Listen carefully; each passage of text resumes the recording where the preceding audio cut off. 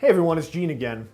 So if you've followed our course thus far, you've probably watched a bunch of videos, and I hope you've learned something. But now it's time to move forward. And before we do that, I want to take a few moments just to talk about some things that you can do that will help you create a little bit of efficiency in your work. Now the creative process is different for everyone, but there is one thing that I think we all share, and that is what I like to call the zone. Now when you get in the zone, this is a time when all of your skills, all of your training, and everything that's up here in your head seeking to come out, they're all firing on the same cylinder. I don't know what that means, but the bottom line is this. Everything's flowing.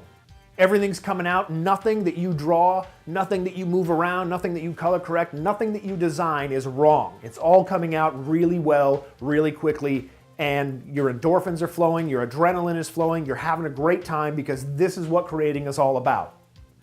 Now there are other times where this isn't the case. Sometimes a lot of people call it artist's block or writer's block in the case of anyone who writes. These are the times where nothing is flowing. These are the times maybe you're staring at a blank piece of paper. Maybe you're drawing but nothing comes out right. You're drawing, you're trying to get some circles and they all come out as squares. Color correction isn't looking right. These are the times we want to avoid.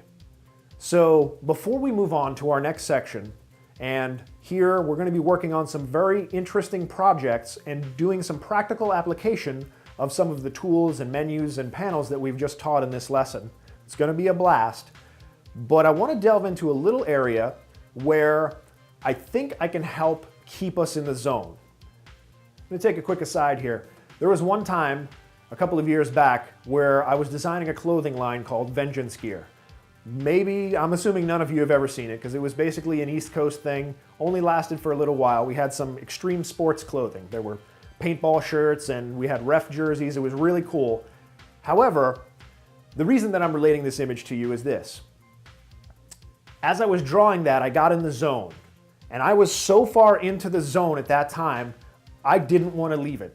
This was a point in my life where I was illustrating, and I was illustrating a lot for the first time since I left comic books. So I really enjoyed it because I love illustration. I literally stayed up for 78 hours in a row. I passed out, my two roommates at the time, I woke up underneath my chair and I looked over. I had no idea how I got there, and they're just like, "Hey man, how you doing?" And I was like, "How did I even get here?" "We don't know, you just fell asleep." The point is, that's how powerful the draw the zone is. And I was so frightened that it would take me a while to get in the zone again that I just kept going until I literally ran out of steam. So these next few beginner tips I'm going to share with you because there are a few things that I've learned over my 15 years of freelance.